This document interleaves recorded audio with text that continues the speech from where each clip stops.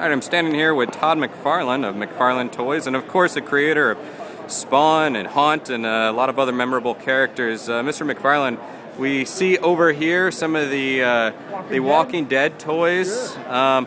So why make the Walking Dead toys? That's a simple enough question, I guess, right?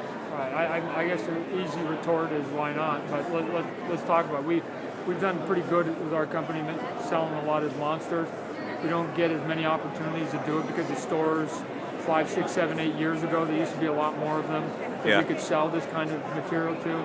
But this thing, went on cable TV, became a giant hit. Oh, by the way, the guy who created it is my partner for years over at Image Comic Books and has been doing Walking Dead for years. I hadn't been knowing about Walking Dead. As a matter of fact, he's been saying, Todd, why haven't you been making the toy? So the answer was we just needed a reason to be able to break it out to the nation, and the toy or the TV show then gave us the reason to go and do it. We're gonna do pretty good with this.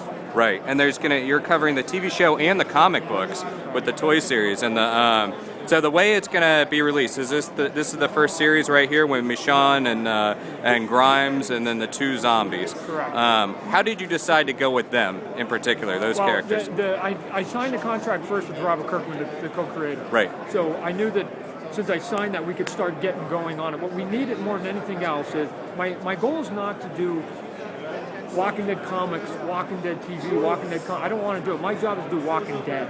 Okay. So that the layman's coming by going, oh, I love Walking Dead. I don't care what form you like it in. Hopefully you'll consume all of it. And so Michonne is way popular in the comic book. She hasn't yet made her appearance in the TV show. She will get there. So there will be a couple characters that, Daryl, there's a character named Daryl in the TV show that isn't in the comic book yet, that will sort of swing back and forth and just sort of put our ear to the ground and see what the people on the websites want us to do.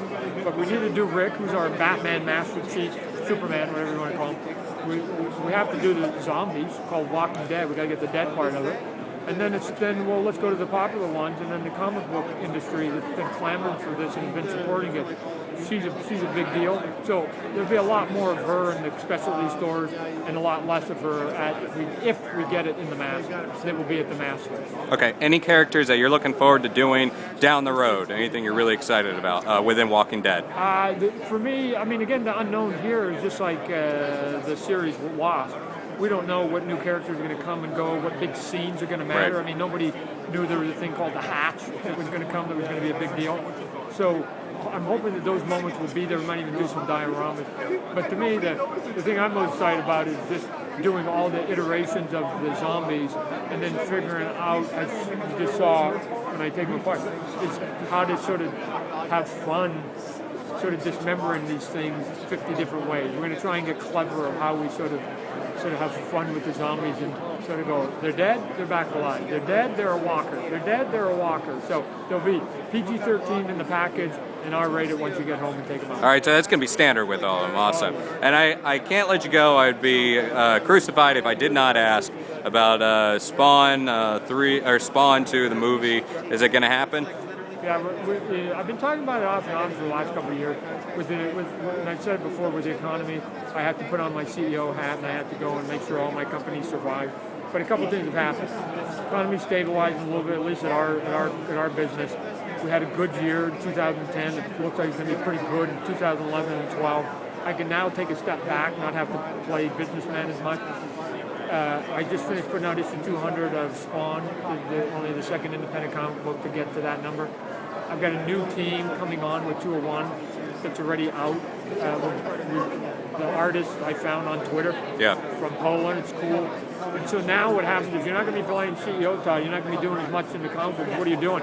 I now have this thing that was a mortal enemy of mine called time. And I now have allocated time in my schedule this year to start finishing up that script for the Spawn movie, get the animation going. I'm doing some budgeting on a couple studios right now that we're trying to figure if we can get the model for the animation that I see in my head and the examples I've given them. And then there are a couple of TV shows that we're working on. So I'm gonna be doing a big push, especially in the back half of this year, into Hollywood, and hopefully this is the year that finally I go, good, I can take a collective breath away from the business and do the art, which is basically where all this starts from. Okay. All right. Well, sir, thank you so much for your time, and I appreciate it.